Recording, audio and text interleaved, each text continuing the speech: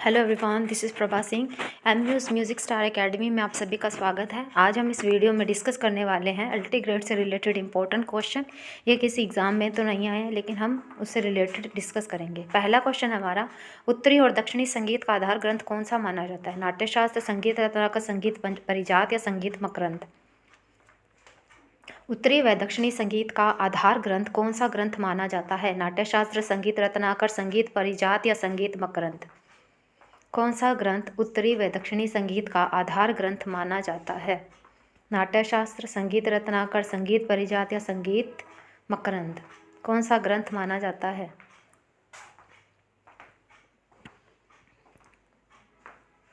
इसका आंसर क्या आएगा? ऑप्शन नंबर बी, संगीत रत्नाकर जो है, आपको पता है उत्तरी और दक्षिणी संगीत का आधार ग्रंथ माना जाता है। दूसरा क्वेश्चन है हमारा, आधुनिक कालीन षड्ज जो है वो किस श्रुति पर स्थापित किया गया है? प्रथम पर, चतुर्थ पर, 22वीं पर या तीसरी पर? आधुनिक कालीन षड्ज जो है वो किस श्रुति पर स्थापित किया गया है? प्रथम, चतुर्थ, 22वीं या तीसरी? आधुनिक कालीन षड्ज जो है वो किस श्रुति पर स्थापित किया गया है?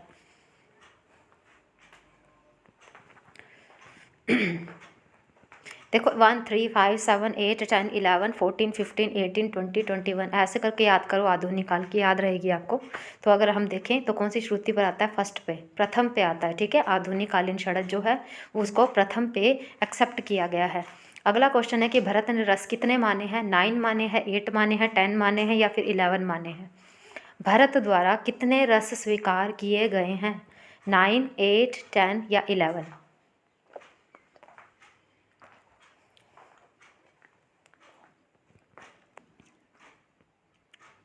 भरत ने कितने रस माने हैं? तो इसका आंसर क्या आएगा? इसका आंसर आएगा ऑप्शन नंबर बी, 8 माने हैं ना। शांत रस जो है वो किसने माना है? अभिनव गुप्त ने माना है। अगला क्वेश्चन है हमारा, साधारण गंधार जो है वो किस श्रुति पर स्थापित किया गया है? 11वीं पर, दूसरी पर, 12वीं पर या 10वीं पर? साधारण गंधार जो है वो किस श्रुति पर स्थापित किया गया है? 11वीं पर, दूसरी पर, 12वीं पर या 10वीं पर?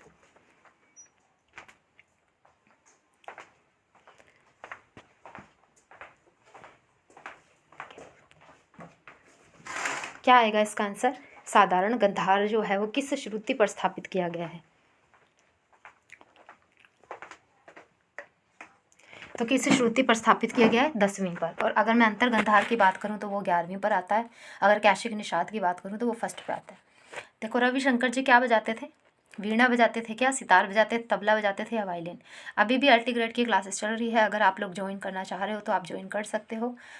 ठीक है, 2500 रुपये उसकी फ़ीस है। आप लोग ज्वाइन करना चाहते हो तो कर सकते हो। ठीक है, 2500 फीस है। 3 महीने तक आपको प्रिपरेशन कराई जाएगी, ओल्ड पेपर्स भी दिए जाएंगे। क्या है, पंडित रविशंकर क्या बजाते हैं? सितार बजाते थे। ठीक है, पंडित रविशंकर सितार बजाते थे। ये क्वेश्चन आ सकता है आपके। अगला क्वेश्चन है कि भरत ने कितने विकृत स्वर स्वीकार किए हैं? 4 किए हैं, 3 किए हैं, 2 किए हैं या 1 किए हैं? भरत के द्वारा विकृत स्वर कौन कौन से माने गए हैं? इनके द्वारा विकृत स्वर साधारण गंधार माने हैं क्या? केश के निषाद वाला माना है, काकली निषाद माना या अंतर गंधार माने? भरत के द्वारा विकृत स्वर अगर हम देखें कितने स्वीकार किए गए हैं? 4 किए हैं, 3 किए हैं, 2 किए हैं या 1 किए गए? भरत ने कितने विकृत स्वीकार भरत के द्वारा कितने विकृत स्वर स्वीकार किए गए हैं? तो इसका आंसर अगर हम देखें तो क्या आएगा? Option number B, option number C है ना। 2 ही तो किए हैं, अंतर्गंधार और काकली निषाद। अगला क्वेश्चन हमारा, संगीत परिजात ग्रंथ जो है वो किसने लिखा है? शारंगदेव ने लिखा है क्या? अहोबल ने लिखा है, भरत ने लिखा है, लोचन लिखा है? संगीत परिजात ग्रंथ जो है वो किसके द्वारा लिखा गया है? शारंगदेव के द्वारा, अहोबल के द्वारा, भरत के द्वारा या लोचन के द्वारा?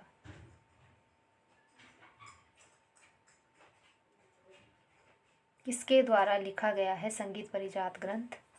शारंगदेव, अहोबल, भरत या लोचन?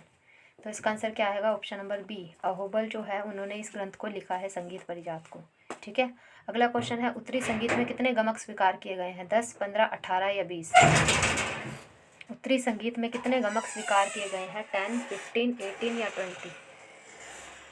देखो, 20 जो है वो अहोबल जी ने मानी है, 10 जो है वो दक्षिणी संगीत में आते हैं, 15 जो है उत्तरी संगीत में आते हैं। लेकिन अगर बोलें कि सबसे पहले उत्तरी संगीत में गमक के बारे में किसने बताया है, तो शारंगदेव जी ने बताया है। कौन से ग्रंथ में हमें सबसे पहले इसकी जानकारी मिलती है, तो संगीत रत्नाकर ग्रंथ में ही हमें सबसे पहले गमक की जानकारी मिलती है। तो उत्तरी संगीत के अगर गमक की बात करें तो कितने आते हैं, 15 आते हैं, जबकि दक्षिणी संगीत में 10 माने गए हैं। अगला क्वेश्चन आपके सामने ये आ गया कि दक्षिणी संगीत में कितने गमक माने गए हैं, 10, 20, 15 या 25। दक्षिणी संगीत में कितने गमक स्वीकार किए गए हैं, 10, 20, 15 या 25। 15 तो आपको पता है उत्तरी संगीत में आते हैं, 25 जो है वो सैन्य घराने में माने जाते हैं, और 20 जो है वो अहोबल जी के आ जाते हैं, और 10 अगर हम देखें तो किस में आएंगे, दक्षिणी संगीत में। और अगर पूछा जाए जी कि अहोबल ने कितने माने हैं, तो उनका हम आंसर क्या फिल करेंगे, 20। और अगर हम देखें उत्तरी संगीत में कितने माने गए हैं, तो कितने आएंगे, 15। और सैन्य घराने की अगर बात करें तो 25 आ जाते हैं। तो इसका जो ऑप्शन होगा, ऑप्शन नंबर 1, 10 माने हैं। ठीक है, दक्षिणी संगीत में 10 माने गए हैं। अगला क्वेश्चन है हमारा, वह छोटे से छोटा नाद जो स्पष्ट रूप से सुनाई दे सके क्या कहलाता है। वह छोटे से छोटा नाद जो स्पष्ट रूप से सुनाई दे सके क्या कहलाता है। श्रुति कहलाता है क्या, गमक, ध्वनि या ग्राम, क्या कहलाता है वह छोटे से छोटा नाद जो स्पष्ट रूप से सुनाई दे सके। श्रुति कहलाता है, गमक कहलाता है, ध्वनि कहलाता है या ग्राम कहलाता है। क्या आएगा इसका आंसर। वह छोटे से छोटा नाद जो स्पष्ट रूप से सुनाई दे सके, तो इसका आंसर क्या आएगा। ये आपको पता है, ये छोटे से छोटे नाद की जब बात होती है तो मतलब हम श्रुति की बात कर रहे हैं, तो ऑप्शन ए जो है वो आएगा इसका आंसर। ऑप्शन ए, श्रुति की बात कर रहे हैं। ठीक है, स्वर्गवासी ग्राम की संज्ञा किस ग्राम को दी गई है, षडज को दी गई है, मध्यम को दी गई है, गंधार को दी गई है, या फिर इनमें से किसी को भी नहीं। स्वर्गवासी गंधार किसको बोला जाता है, षडज को बोला जाता है, मध्यम ग्राम को बोला जाता है, गंधार ग्राम को बोला जाता है, या फिर इनमें से कोई भी नहीं।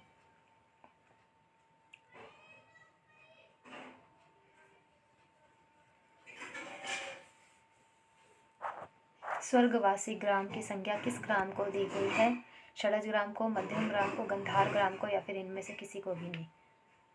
स्वर्गवासी ग्राम किसको बोला जाता है, तो इसका आंसर क्या आएगा, हम इसका ऑप्शन रखेंगे सी। गंधार ग्राम जो है उसको स्वर्गवासी ग्राम कहा जाता है। ठीक है, स्वर्गवासी ग्राम की संज्ञा दी गई है क्योंकि भगवान के टाइम पे होता था। शारंग देव जी ने कितने ग्राम माने हैं, 3 माने हैं, 5 माने हैं, 2 माने हैं या 1। 5 तो होते ही नहीं एक्चुअल में, तो ये ऑप्शन तो वैसे कट जाएगा। शारंग देव जी ने कितने माने हैं, 2 माने हैं। क्या सिर्फ षडज ग्राम के बारे में बताया उन्होंने, या फिर षडज ग्राम और मध्यम ग्राम के भी बारे में बताया, या फिर तीनों के बारे में बताया।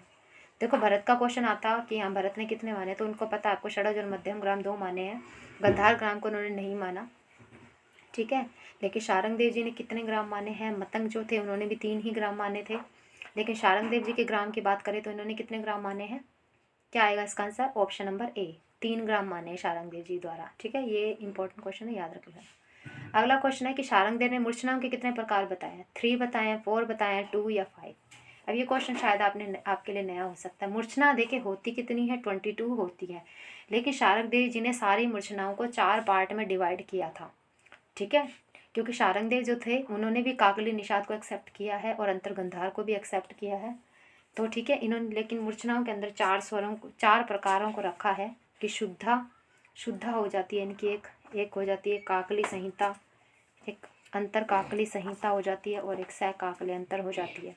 4 है। अगर आप इनको डीपली पढ़ना चाहते हो तो आप हमारा कोर्स परचेज कर सकते हो। ठीक है, तो आपको बताना है इसमें आंसर जो आएगा, क्योंकि मैंने आपको खुद बता ही दिया। शुद्धा होती है इनकी सह काकली, एक सांतरा होती है, एक सा काकली अंतर होती है। तो अगर मैंने काउंट करी, अगर आपने देखा ये 4 हो गई, तो इसका ऑप्शन क्या रखेंगे हम, ऑप्शन नंबर बी, 4 जो है ये शारंग देव जी ने मानी है मूर्छनाओं के प्रकार। ओके, अगला क्वेश्चन है हमारा कि अहोबल द्वारा कितने गमक माने गए हैं। अहोबल ने कितने गमक के प्रकार माने हैं, 15 माने हैं क्या, 10 माने हैं, 20 माने हैं या 25 माने हैं। अहोबल ने गमक के प्रकार कितने माने हैं, 15 माने हैं, 10 माने हैं, 20 या फिर 25। अहोबल द्वारा कितने गमक एक्सेप्ट किए गए हैं, 15 किए गए हैं क्या, 10 किए गए हैं, 25, 20 किए गए हैं या फिर 25 किए गए हैं। मैंने आपको पहले भी बताया था कि 15 जो हैं वो हमारे उत्तरी संगीत में आते हैं, 10 जो हैं वो दक्षिणी संगीत में आते हैं, 25 जो हैं वो सैन्य घराने में माने गए हैं। लेकिन अगर हम 20 की बात करें तो कितने अहोबल जी ने, अगर हम देखें कितने माने हैं, तो इसका आंसर क्या होना चाहिए आपके हिसाब से। ऑप्शन तो मैंने आपको बता ही दिया, 20 माने हैं, तो इसका ऑप्शन क्या होगा, option number C. Option number C जो है ये 20 इसका आंसर आएगा। ओके, अगला क्वेश्चन है हमारा कि तानसेन जी के गुरु कौन माने गए हैं? स्वामी हरिदास, अमीर खुसरो, लोचन या कोई नहीं? तानसेन जी के गुरु कौन आते हैं? कौन आते हैं तानसेन जी के गुरु? स्वामी हरिदास, स्वामी हरिदास माने गए हैं क्या? अमीर खुसरो, लोचन या फिर कोई नहीं?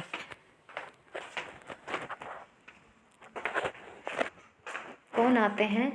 तो इसका आंसर तो आपको पता ही है, स्वामी हरिदास जी आते हैं। इनकी जीवनी है, आपको इनके बारे में भी पढ़ना है। अगला क्वेश्चन है कि मतंग ने कितने प्रबंध माने हैं? 75 माने हैं क्या? 76 माने हैं, 49 माने या 48 माने? मतंग द्वारा कितने प्रबंध माने गए हैं? 75, 76, 49 या 48? अच्छा, मतंग जो ग्रंथ है ये कौन से काल का ग्रंथ है? मध्यकाल का है क्या, या प्राचीन काल का, या आधुनिक काल का है, या फिर वैदिक काल का है?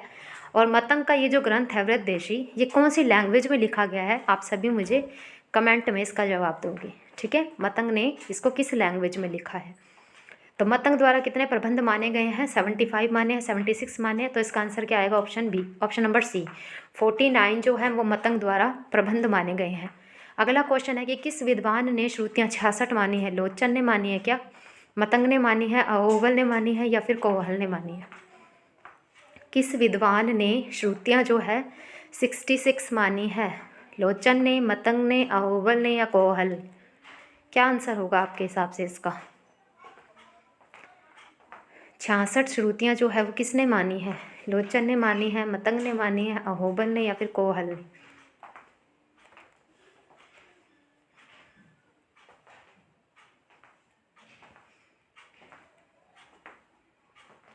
तो इसका आंसर क्या आएगा? ऑप्शन नंबर डी, कोहल जो है इन्होंने 66 मानी है। और 66 इसलिए मानी है क्योंकि इन्होंने तार का भी काउंट किया, मध्य का भी और मंद्र का भी, तीनों के काउंट करके ही इन्होंने 66 मानी है, ठीक है?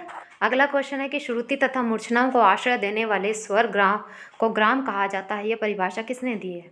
भरत ने दी है क्या, मतंग ने, शारंगदेव ने या अहोबल ने? श्रुति तथा मूर्छनाओं को आश्रय देने वाले स्वर को ग्राम कहा जाता है, यह डेफिनेशन किसके द्वारा दी गई है?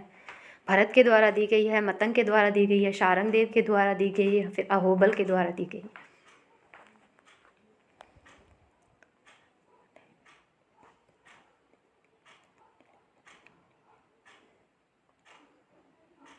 तो इसका आंसर क्या आएगा? इसका आंसर आएगा ऑप्शन नंबर सी, शारंगदेव जी जो हैं वो श्रुति तथा मूर्छनाओं को आश्रय देने वाले स्वर को ग्राम कहते हैं। अगला क्वेश्चन है, लौकिक विनोद का संबंध किस ग्राम से है? गंधार ग्राम से है क्या, षडज ग्राम से है या फिर मध्यम ग्राम से है या फिर इनमें से किसी से भी नहीं? लौकिक विनोद किस ग्राम को बोला जाता है? लौकिक विनोद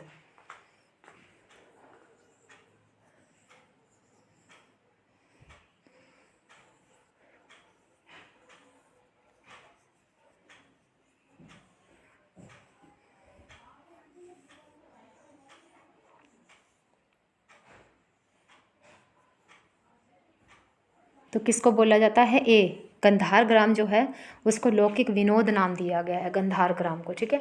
अगला क्वेश्चन है, भरत ने जब सारना को उतारा था तो उन्हें कब षडज की प्राप्ति हुई थी? प्रथम बार में प्राप्त हुई थी, द्वितीय बार में, तृतीय बार में, चतुर्थ बार में? आपको पता है भरत जो है उन्होंने सारना का 4 टाइम उतारा था। फर्स्ट टाइम जब उन्होंने उतारा था तो उनको कौन सा स्वर मिला था? प्रमाण श्रुति, ठीक है? प्रमाण श्रुति मिला था। द्वितीय बार जब उतारा तो उनको कौन से स्वर मिले थे? ये सारा डेफिनेशन अगर आप डिटेल से पढ़ना चाहते हो तो आप हमारे कोर्स को परचेस कर सकते हो। बहुत ही तरीके से पढ़ाती हूँ मैं, ताकि आप लोगों को याद हो जाएँ चीज़ें। और जो मेरे से कोर्स लेते हैं उनके सिलेक्शन 100% होते हैं।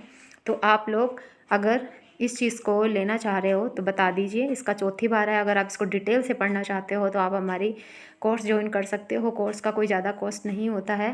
Thank you so much. अगर आपको ये वीडियो पसंद आई है तो प्लीज़ इस वीडियो को लाइक करना, शेयर करना and please subscribe to my channel also. Thank you so much.